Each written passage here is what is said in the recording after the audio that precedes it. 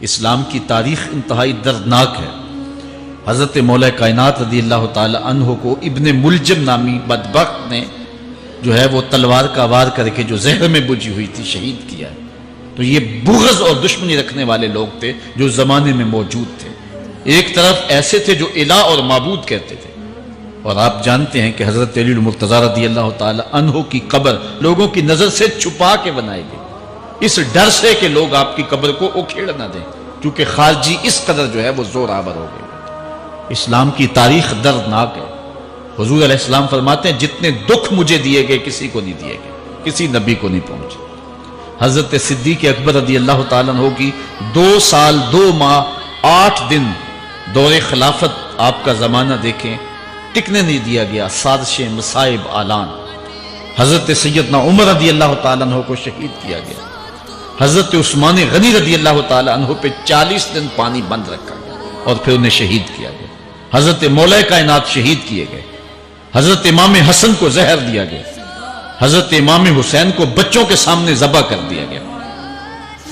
حضرت امام اعظم ابو حنیفہ کی وفات جیل میں ہوئی ہے۔ امام احمد بن حنبل کے بدن پہ اتنے کوڑوں کے نشان تھے کہ جب قمیض اٹھاتے تھے تو ہر جگہ کوڑوں کے نشان ہی نظر آتے۔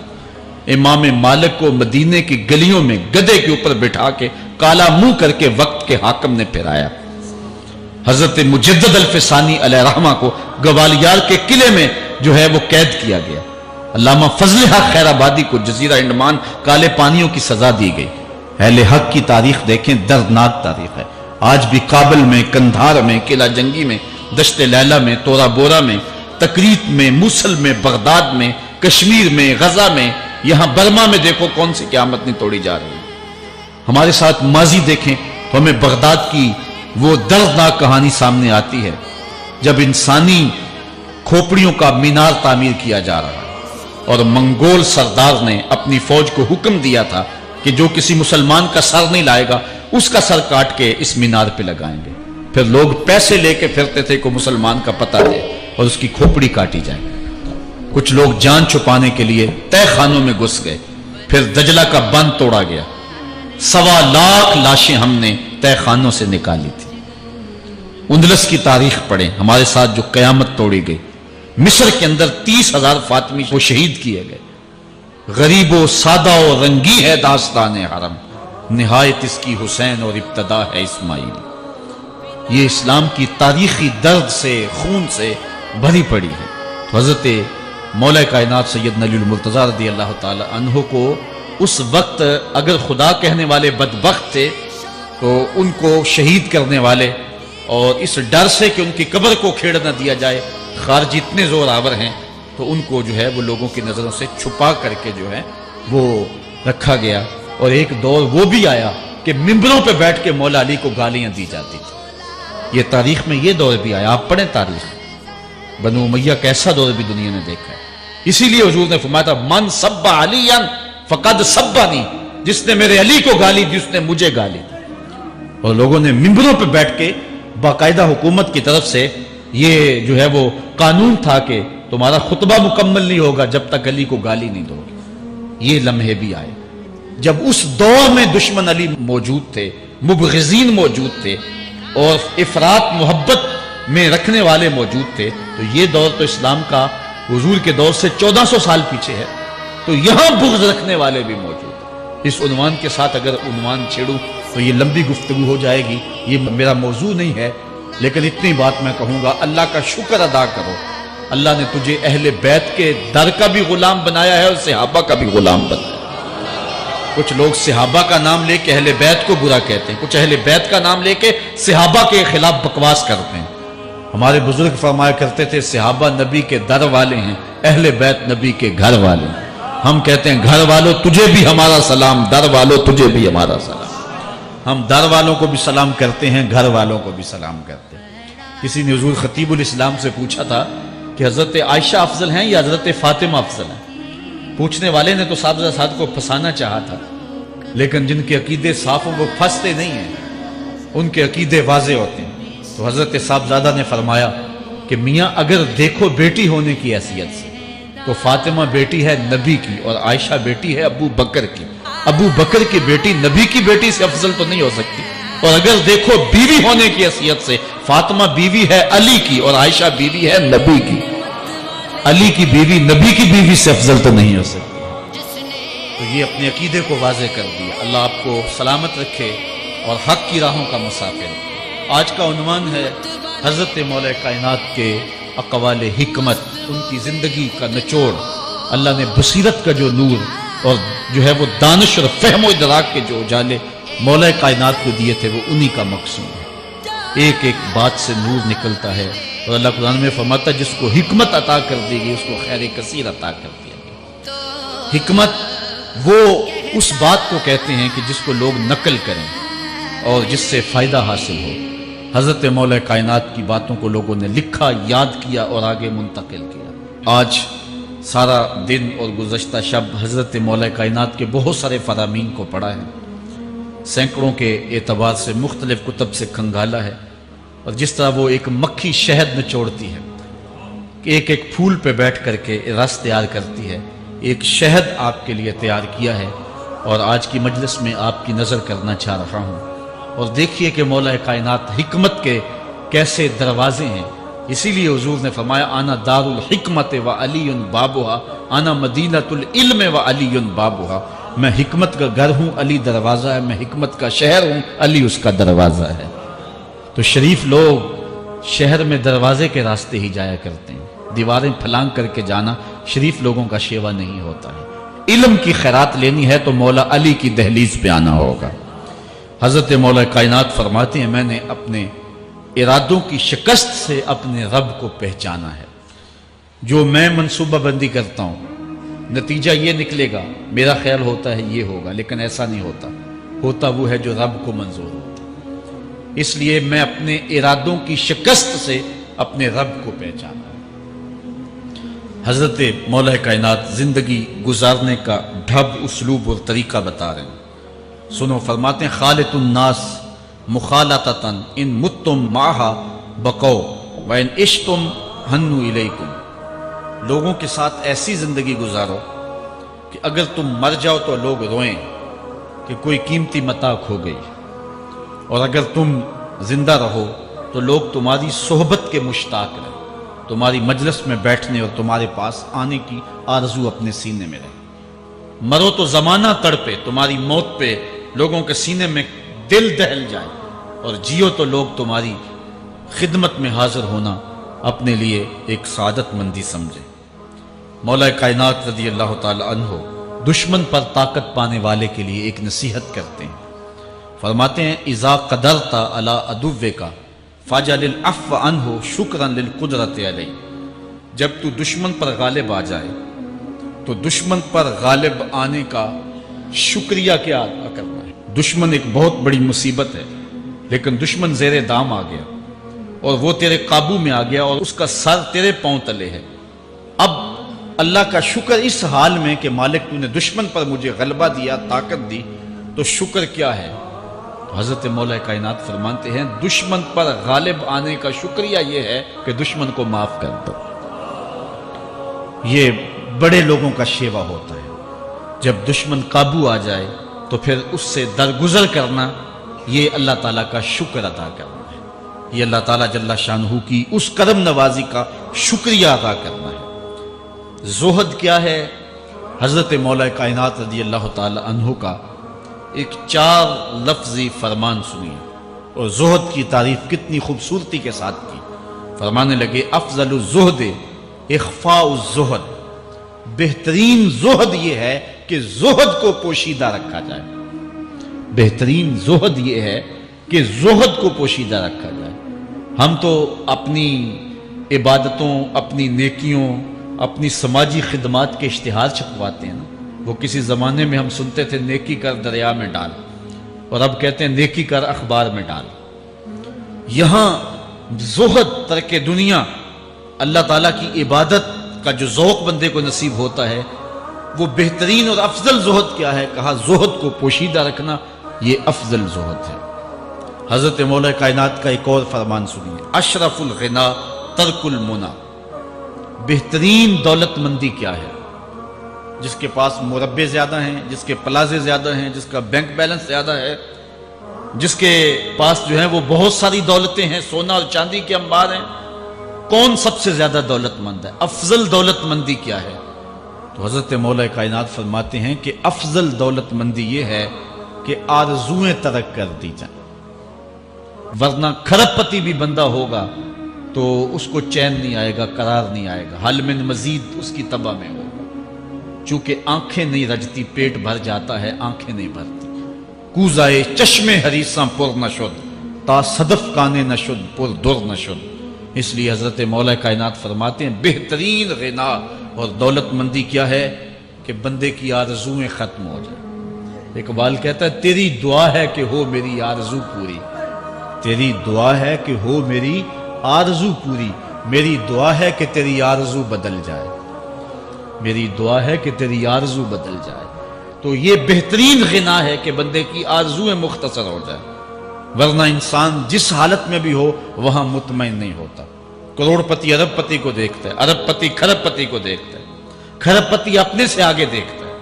اس لیے جب آرزویں مختصر ہوں گی تو بندہ جس حالت پہ بھی ہوگا راضی ہوگا، اور بندہ اپنی حالت پہ راضی ہو جائے تو یہ اللہ کی رضا کا سبب ہے۔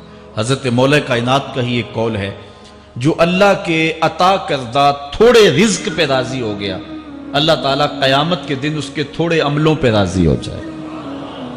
یہ اللہ کی کرم نوازیوں کے رنگ ہے۔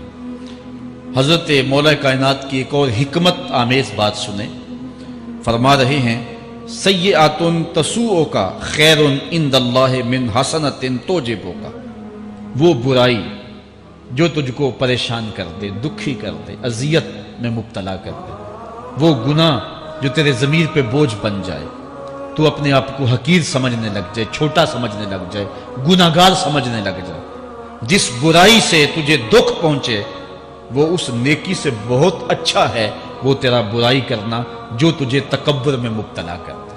جس نیکی سے تو متکبر ہو جائے، انسان کو انسان نہ سمجھے، مخلوق کو کیڑے مکوڑے سمجھے، اپنے سجدوں پہ ناز کرے، ان سجدوں سے وہ برائی بہتر ہے جو تیرے اندر عجز پیدا کر دے، تیرے اندر نرمی پیدا کر دے، تیرے اندر جو ہے وہ ایک رکت پیدا کر دے۔ وہ برائی جو ہے وہ اس نیکی سے بہتر ہے۔ حضرت مولا کائنات کا ایک اور فرمان دیکھیے، لا غنا کل عقل ولا فقر کل جہل ولا میراث کل ادب ولا ظہیر کل مشاورہ۔ کتنی خوبصورت باتیں ارشاد فرمائیں۔ فرمایا عقل جیسی دولت کوئی نہیں، عقل جیسی دولت کوئی نہیں ہے، اور جہالت جیسی غربت کوئی نہیں ہے۔ جو شخص جاہل ہے وہ کروڑوں میں بھی کھیلتا ہے تو وہ غریب ہے۔ اللہ نے عقل کا چراغ دیا ہے تو اس کے پاس دولت نہیں بھی ہے تو عقل بہت بڑی دولت ہے۔ تیسری بات، ولا میراث کل ادب، اور ادب جیسی وراثت کوئی نہیں۔ ایک بندے کو ادب کی دولت مل گئی تو اس کو سب کچھ مل گیا۔ آج جس دور میں ہم جی رہے ہیں، اس دور میں ہم سے ادب چھینا جا رہا ہے، بڑی باریک سازشیں ہو رہی ہیں، آنکھوں سے حیا نکالا جا رہا ہے، بوڑھوں کا، بزرگوں کا۔ یہ ماہ رمضان کا کتنا حیا ہوا کرتا تھا، اگر کوئی بدقسمتی سے روزہ نہیں رکھتا تھا تو وہ سامنے کبھی کھاتا ہی نہیں تھا، اسے رمضان کا حیا مارتا تھا۔ لیکن آج لوگ کھلے بندوں نہیں کھا رہے، حیا ہی اڑ گیا آنکھوں سے۔ اس طرح اہل بیت کا حیا آنکھوں سے نکل گیا، اصحاب رسول کا حیا آنکھوں سے نکل گیا، نبی کا حیا لوگوں کی آنکھوں میں نہیں رہا۔ بے ادبی کو فروغ ہے، اور نبی کے بارے میں ایسی ڈٹائی سے بات کرتے ہیں جس طرح عام آدمیوں کو۔ یہ بے حیائی کا اور بے ادبی کا دور ہے، جبکہ ادب ایک بہترین وراثت ہے۔ اگر آپ مجھے پوچھیں کہ دین کیا ہے، ایک تو ہے کہ 3 گھنٹے کا باز کیا جائے کہ دین یہ ہے، اور ایک ہے کہ 2 لفظوں کے اندر بتایا جائے دین کیا ہے۔ تو اگر 2 لفظوں میں بتانا چاہوں تو اقبال کا لہجہ ادار لینا پڑے گا۔ اقبال کہتا ہے دین سراپا سوختن اندر طلب، انتہائش عشق آغازش ادب۔ طلب محبوب میں تڑپنے کا نام دین ہے، ادب سے شروع ہوتا ہے، عشق پہ ختم ہو جاتا ہے۔ جس دین میں ادب نہیں ہے وہ دین نہیں، چاہے صحابہ کا ادب نہیں، چاہے اہل بیت کا ادب نہیں، چاہے انبیاء کی ذوات کا ادب نہیں، چاہے والدین کا ادب نہیں، دین نام ہی ادب کا ہے۔ تو یہ دولت اس وقت چھینی جا رہی ہے، اور بڑی تیزی کے ساتھ قوم کے اندر بے ادبی کو فروغ دیا جا رہا ہے۔ نئی نسل کی حفاظت کریں، اپنی اولاد کو محفوظ کر لیں، ان کے عقیدوں کی صحت کا التزام کریں، کہیں ایسا نہ ہو کہ ان کی زبان لمبی ہو جائے اور ولیوں پر، نبیوں پر اور حضور علیہ الصلوۃ والسلام کے اصحاب پر اور حضور کی آل پر وہ زبانیں تان کھولیں، اور جس کو جو ہے وہ استنجے کا بھی پتہ نہیں ہے، وہ انبیاء کے علم پہ گفتگو کر رہا ہے۔ شرم نہیں آتی کس کا علم تول رہے ہو، کس کی ذات کو ناپ رہے ہو؟ ڈٹھے ورق قرآن دے پھول سارے، تیری شان جیا نہیں کوئی ہو ڈٹھا، تیری شان دا کرے مقابلہ جیڑا ان عاشقاں اصلی چور ڈٹھا۔ کوئی نور آکھے کوئی بشر آکھے، پیندا رات دینے ایہو شور ڈٹھا، اللہ والیاں گل مکا دیتی تساں ہور ڈٹھا اساں ہور ڈٹھا۔ تم نے پتہ نہیں کس کو دیکھا جو سکی بیٹی کو بھی نہیں بخشوا سکتا، گلا پھاڑ پھاڑ کے کہا جاتا ہے نبی سکی بیٹی کو نہیں بخشوا سکتا۔ اور میاں تم بخشوانے کی بات کرتے ہو، نبی تو کہہ رہا ہے فاطمہ تو جنتی عورتوں کی سردار، وہ تو جنتیں بانٹ رہے ہیں، وہ تو جنتیں وراثت میں دے رہے ہیں۔ تو ادب پہلا کرینہ ہے محبت کے کرینوں میں، اس لیے کہا کہ ادب جیسی میراث کوئی نہیں، ولا ظہیرہ کل مشاورہ، اور مشورے جیسا مددگار کوئی نہیں۔ آپ کے پاس بڑے اسلحے ہیں، بڑی تلواریں ہیں، بڑے تعلقات ہیں لوگوں کے ساتھ، لیکن اچھا مشورہ یہ سب سے اچھا مددگار ہے آپ کا۔ حضرت مولا کائنات کا ایک اور قول سنیے، نفس المرء خطاہ الی اجلہ، آپ فرماتے ہیں کہ آدمی کی یہ جو سانسیں نکل رہی ہیں یہ موت کی طرف اٹھتے ہوئے قدم ہے۔ دوسری سانس تب آتی ہے جب پہلی ختم ہو جاتی ہے، تو پہلی سانس کی موت، دوسری سانس کی زندگی۔ وہ کیا کسی نے کہا زندگی نام ہے مر مر کے جیے جانے کا، یہ ایک بار ہم ایک سانس کو کاٹتے ہیں تو دوسری سانس آتی ہے، جب تک پہلی سانس موجود ہے دوسری نہیں آئے گی۔ تو حضرت مولا کائنات فرماتے ہیں یہ موت کی طرف اٹھتے ہوئے قدم ہے۔ آپ رکے ہوں اشارے پہ تو ہمارے یہ پنڈی بائی پاس پہ جو اشارے لگے ہیں یہ 125 سے بھی چلتے ہیں، 125 سے پیچھے آ رہے ہیں، 20 سے 25 سے 50 سے 100 سے 125 سے پیچھے آ رہے ہیں۔ حضرت مولا کائنات فرماتے ہیں جو چیز شمار کی جاتی ہو وہ بالآخر ختم ہو جاتی ہے، تو گنتی جب الٹی چلتی ہے تو بہت جلد کام زیرو پہ آ جاتا ہے، اور زیرو پہ پہنچنا ہی موت ہے۔ تو زندگی کی یہ سانسیں یہ الٹی چل رہی، اور میں اور آپ لمحہ لمحہ موت کے قریب ہو رہے ہیں۔ ہم جو ہے وہ اپنی زندگی کی سالگرہ منا رہے ہیں، ہم کہتے ہیں کہ ہم اتنے بڑے ہو گئے، میاں بڑے نہیں ہوئے، چھوٹے ہو گئے، موت بالکل قریب آ گئی۔ اللہ اکبر۔ حضرت مولا کائنات معیشت کے اصول بھی بیان کر رہے ہیں، ما اعلی من اقتصد، جو میانہ روی سے چلتا ہے کبھی بھی کنگال نہیں ہوتا۔ اب ہر شخص کی آرزو ہے کہ میری دولت بڑھ جائے، میرے پاس پیسے کافی ہوں، میں آسودہ زندگی گزاروں۔ اس کا طریقہ کیا ہے؟ جھوٹی قسمیں، چالاکی، 2 نمبر مال بیچنا، ٹیکس چوری کرنا، بجلی چوری کرنا، گیس چوری کرنا، کیا طریقہ ہے پیسے بچانے کا؟ مولا کائنات سے پوچھیں، مولا علی سے پوچھیں۔ مولا علی فرماتے ہیں استنزل الرزق بالصدقہ، صدقہ دیتے جاؤ رزق بڑھتا چلا جائے گا، جو کماتے جاؤ اس میں کچھ حصہ رکھ لو اللہ کی راہ میں، صدقہ دیتے جاؤ گے تمہارا رزق بڑھتا چلا جائے گا۔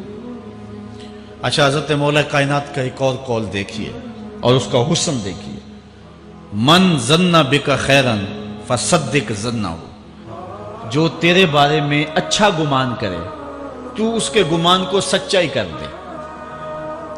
تو وہ نہیں ہے جو کوئی تیرے بارے میں گمان کر رہا ہے، لوگ تجھے اچھا سمجھتے ہیں، تو اچھا نہیں ہے، تو تو اچھا بن جا تاکہ لوگوں کا گمان ٹھیک ہو جائے۔ اعلیٰ حضرت عظیم البرکت امام احمد رضا خان فاضل بریلوی علیہ رحمہ، آپ کے بارے میں لوگوں کا گمان تھا کہ حافظ قرآن ہے، آپ حافظ نہیں تھے، تو آپ کے بارے میں یہ گمان پیدا ہو گیا کہ یہ حافظ ہے۔ تو رمضان کا موسم آیا تو کسی نے کہا حضرت اس مرتبہ آپ ہی سنا دیں، تو اعلیٰ حضرت نے سوچا یہ میرے بارے میں اچھا گمان کرتے ہیں، چلو حافظ بانی جاتے ہیں۔ اعلیٰ حضرت نے قرآن 1 مہینے میں حفظ کیا ہے، دن کو پڑھتے تھے، شام کو سنا دیتے تھے کہ جو لوگوں کا گمان ہے میں اس کے مطابق ہی ہو جاؤں۔ اچھا، گمان کی کہانی سنیے، صحیح حدیث میں آتا ہے اور حدیث قدسی ہے، رب کہتا ہے میرا بندہ میرے بارے جو گمان کرتا ہے میں ایسے ہی ملوں گا۔ اس لیے اپنے رب کے بارے میں اچھا گمان کرنا چاہیے کہ ہمارا رب ہمیں معاف کر دے گا اور ہمارے گناہوں سے درگزر فرمائے گا۔ حضرت مولا کائنات کا ایک اور حکمت آمیز جملہ سماعت کیجئے، من عظم صغار المصائب ابتلاہ اللہ بکبارہا۔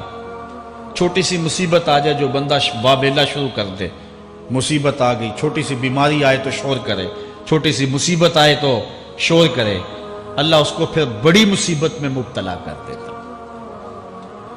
جہاں ضرورت نہیں ہے وہاں اظہار کی کیا ضرورت؟ بیماری ہے تو ڈاکٹر کو بتاؤ، بندے کو بتانے کا کیا فائدہ؟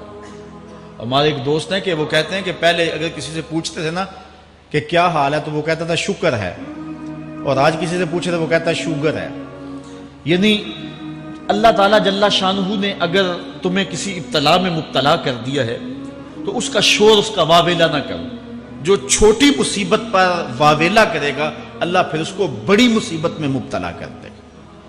حضرت مولا کائنات کا ایک اور حکمت آمیز جملہ سماعت کیجئے، آپ فرماتے ہیں زندگی گزارنے کا گر اور طریقہ، فرماتے ہیں عظم الخالق اندکا یصغر المخلوق فی عینک۔ اگر تیری نظر میں خالق بڑا ہوگا تو پھر مخلوق چھوٹی ہو جائے گا۔ اگر اللہ کی عظمت کا تجھے لحاظ ہے کہ وہ بہت عظیم ہے تو پھر مخلوق کی پرواہ نہیں ہوگی۔ حضرت مولا کائنات رضی اللہ تعالیٰ عنہ فرماتے ہیں کہ ایک باندی کے ہاتھ کے اندر خنزیر کی انتڑیاں ہوں، میں دنیا کو اتنی نظر سے بھی نہیں دیکھتا۔ تو یہ انسان اللہ کی عظمتوں کا اور اللہ کی شانوں کا جب لحاظ اسے ہوتا ہے تو پھر دنیا اس کی نظر میں جو ہے وہ کوئی قدر و قیمت نہیں رکھتی۔ ایک روایت میں آتا ہے جس کو اللہ نے قرآن دیا اور اس نے دنیا داروں کو دیکھا رشک کی نظر سے کہ ان کو دولت دی گئی، ان کو فلاں دیا گیا، میں تو بہت پیچھے رہ گیا۔ قد حقر ما آتاہ اللہ، اس نے اللہ کی عطا کو حقیر جانا۔ وہ میاں انہیں دولت دی گئی ہے، رب نے تجھے اپنا قرآن عطا کیا، تو پھر جو ہے وہ تو حقیر تو نہیں ہے، تجھے تو اعلیٰ چیز عطا کر دی گئی ہے۔ تو جس نے اللہ کی عظمت اور خالق کی عظمت کا اقرار کیا پھر مخلوق اس کی نظر میں کوئی حیثیت نہیں رکھتی ہے۔ کن فی الفتنۃ کابن اللبون لا زہر فیرکب ولا درع فیحلب۔ جب فتنے دنیا پہ پھیل جائیں تو مولا کائنات نصیحت کرتے ہیں پھر زندگی کیسے گزارنا۔ یہ دور بھی فتنوں کا دور ہے۔ حضرت مولا کائنات فرماتے ہیں جب فتنے معاشرے میں پھیل جائیں تو پھر اونٹ کے 2 سالہ بچے کی طرح ہو جا کہ اگر لوگ اس پہ سواری کرنا چاہیں تو وہ سواری کے قابل نہ ہو، اور لوگ اگر اس کا دودھ دونا چاہیں تو وہ دودھ نہ دے، یعنی وہ فتنے کو کسی طرح سے بھی تقویت نہ دے، اس طرح کا ہو جا جس طرح اونٹنی کا 2 سال کا بچہ ہوتا ہے۔ حضرت مولا کائنات فرماتے ہیں من حاسب نفسہ رابحا ومن غفل عنہا خاسرا ومن خاف آمنا ومن اعتبر ابصر ومن ابصر فہم ومن فہم عالم۔ فرماتے ہیں کہ جس نے اپنے نفس کا محاسبہ کیا اس نے نجات پا لی، اور جو اپنے نفس کے محاسبے سے غافل رہ گیا اس نے خسارے کا سودا کیا۔ جو اللہ سے ڈرا وہ امن پا گیا، اور جس نے زندگی سے عبرت حاصل کی اس کی آنکھوں میں روشنی آ گئی، بصیرت کا اسے نور مل گیا، اور جسے بصیرت کا نور مل گیا وہ فہم و فراست کی دولت سے مالا مال ہو گیا۔ ومن فہم عالما، اور جس کو فہم مل گیا وہی شخص عالم بن گیا۔ مختلف سیغے یاد کرنے سے عالم نہیں بنتا، فہم و فراست کا نور اگر مل جائے تو یہ ہے علم کا جمال، آخرت کی فکر رکھنے والا عالم ہے۔ بلکہ مولا کائنات فرماتے ہیں العلم علمان مطبوع و مسموع۔ علم 2 علم ہے، ایک وہ ہے جو من میں راسخ ہو اور ایک وہ ہے جو کانوں تک رہتا۔ فرماتے ہیں ولا ينفع المسموع اذا لم يكن المتبوع۔ جو سنا ہوا علم نفع نہیں دیتا جب تک وہ من میں اتر نہ جائے اور باطن کے اندر روشنی نہ کر دے۔ حضرت مولا کائنات کی ایک اور نصیحت ذرا غور سے سنیے، فرمایا تمہارے سامنے نیکوکار اور بدکار برابر نہ ہو، کہ نیک بھی جو ہے وہ اسی انداز میں ہو اور برا بھی، اس کا سلوک بھی تمہارا ایک جیسا ہی ہو۔ ایسا کرنے سے نیکوں کی ہمت پست ہو جائے گی اور خطاکار اور بھی شوخ ہو جائیں گے۔ ہر آدمی کو وہ مقام دینا چاہیے جس کا وہ اپنے عمل کے اعتبار سے مستحق ہے۔ اصل خرابی ہوئی تب ہے ہمارے آراس میں، ہماری محافل نعت میں، ہماری مجالس میں وہ لوگ مہمان خصوصی بنے جن کے پاس دولت زیادہ تھی، چاہے کردار کے لحاظ سے وہ کتنے ہی پست کیوں نہ ہو، اور جن کے پاس دولت نہیں ہے چاہے وہ کردار کے اعتبار سے جتنے مرضی بلند کیوں نہیں ہے، انہیں عزت کی مسند پہ نہیں بٹھایا گیا۔ میں نے اپنی ان آنکھوں سے گجرانوالہ کے ایک اسٹیج پہ دیکھا کہ ایک محفل نعت تھی اور ایک بوڑھا شخص سفید ریش، وہ اسٹیج پہ شوق میں کہ میں نعت خانوں کو قریب سے دیکھوں، وہ آ کے بیٹھ گیا اور منتظمین نے جو ہے وہ سیکورٹی کو حکم دیا اس بابے کو اٹھاؤ اور اس کو جو ہے وہ نیچے کرو۔ یعنی لوگوں کی قدر و منزلت ان کے دولت کے قد کے مطابق کی جاتی۔ جو کل شراب خانے میں مہمان خصوصی تھا آج وہ محفل نعت میں مہمان خصوصی ہے۔ جو جتنا بڑا ڈاکو ہے اتنا ہی بڑا جو ہے وہ عزت پاتا ہے۔ کیوں؟ دین میں تو عزت ان کو ہونی چاہیے جو دیندار۔ ان اکرمکم عند اللہ اتقاکم، جو سب سے زیادہ متقی ہوگا اللہ کے نزدیک وہی عزت والا ہوگا۔ تو ایک بندے کو دنیا میں بھی عزت ہے اور مصلی اور محراب اور جو ہے وہ عرس اور پیر خانے میں بھی اس کو عزت ہے، تو پھر یہ حوصلہ شکنی ہے تقوی والوں کی۔ حضرت مولا کائنات فرماتے ہیں اور خطا کار اور بھی شوق ہو جائے گا۔ بلکہ ہم نے جو انداز اختیار کیا ہوا ہے، ایک شعر پڑھتے ہیں ہمارے نعت خاں کہ چلو دربار نبی میں چلیں، کھوٹے سکے بھی جہاں پہ چلتے ہیں، اور پھر جو ہے وہ سارے لوگ نوٹ پھینک رہے ہوتے ہیں۔ شرابی بھی نوٹ پھینک رہا ہے، جوا کھیلنے والا بھی پھینک رہا ہے، جس نے رشوت سے پیسے کمائے وہ بھی پھینک رہے ہیں اور خوش ہو رہے ہیں کہ کھوٹے سکے بھی وہاں چلتے ہیں۔ جبکہ ان اللہ طیب ولا یقبل الا الطیب، حدیث میں آتا ہے اللہ فرماتا ہے کہ اللہ طیب ہے اور پاکیزہ کے علاوہ قبول ہی نہیں کرتا۔ من غش فلیس منا، جو ملاوٹ کرے وہ ہم سے نہیں ہے۔ اور یہاں کھوٹے سکے بھی چلائے جا رہے ہیں، اور پھر جتنے بھی کھوٹے سکے ہیں وہ نوٹ پھینک رہے اور ایسے ایسے پھینک رہے اور خوش ہو رہے ہیں کہ یہ تو کچھ بھی نہیں ہے۔ حرام سے کمائے، حلال طریقے سے کمائے، جس طریقے سے کمائے کوئی فرق نہیں پڑتا۔ نہیں، حضرت مولا کائنات نے زندگی کے گر سکھائے، فرماتے ہیں کہ نیکوکار اور بدکار تمہاری نظروں میں برابر نہ ہو۔ ایسا کرنے سے نیکوں کی ہمت پست ہو جائے گی اور خطا کار اور بھی شوق اور گناہ میں دلیر ہو جائیں گے۔ ہر آدمی کو وہ مقام دو جو عمل کے اعتبار سے اس کا مقام بنتا ہے۔ لیکن اس دور کے اندر تو جو حال ہو گیا ہے، بلکہ حضرت مولا کائنات اس بات کو پہلے بھام کے ارشاد فرمایا، لوگوں کا عجیب حال ہے، بدکاری کو اعلیٰ نسب کا نشان سمجھتے ہیں اور پاک دامنی کو تعجب خیال کرتے ہیں، گویا اسلام کے لباس کو الٹا پہن لیا ہے لوگوں۔ جو رخ سیدھا ہونا چاہیے تھا اس کو الٹا کر دیا، جو الٹا ہونا چاہیے اس کو سیدھا کر دیا۔ حضرت مولا کائنات کا ایک اور قول بھی سنیے، تھوڑا سا شک بھی دین بگاڑ دیتا ہے۔ دین کے اندر شک نہیں کرنا چاہیے، دین جو ہے وہ یقین کا نام ہے۔ علامہ اقبال نے ایک بڑی خوبصورت اس وقت بات کہی تھی جب شکوک جنم لے رہے تھے کہ سن اے تہذیب حاضر کے غلام، غلامی سے بدتر ہے بے یقینی، غلامی سے بدتر ہے بے یقینی۔ آج بے یقینی پھیلا دی گئی ہے معاشرے کے اندر، اور قوم جو ہے وہ بالکل جو ہے وہ یقین کی اس دولت پہ جو ہے وہ قانے نہیں ہے۔ اور فرمایا مولا کائنات نے تھوڑا سا شک بھی دین بگاڑ دیتا ہے۔ اور پھر دوسرا قول بھی سنیے، تھوڑی سی دنیا بھی آخرت برباد کر دیتی۔ یہاں دنیا سے مراد کیا ہے؟ دولت، کاروبار نہیں، چیز دنیا از خدا غافل بدن۔ مرشد اقبال رومی کہتے ہیں دنیا کیا ہے؟ خدا سے غافل ہو۔ خدا سے غافل جو شے کر دے، وہ دولت ہو، وہ کاروبار ہو، وہ بیوی ہو، وہ بچے ہوں، وہ دنیا ہے۔ اور دنیا تھوڑی بھی ہو